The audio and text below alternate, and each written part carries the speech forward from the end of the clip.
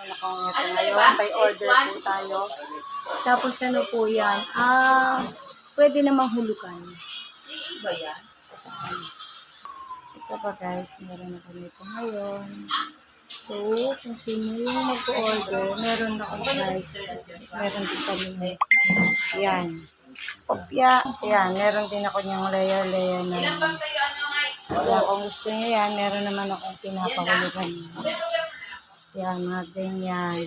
So, nandito ako ngayon sa store na mga gusto nyo.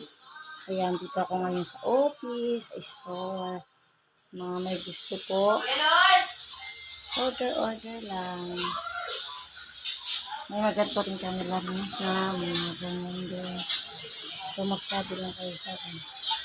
Turo nyo lang gusto nyo. Okay.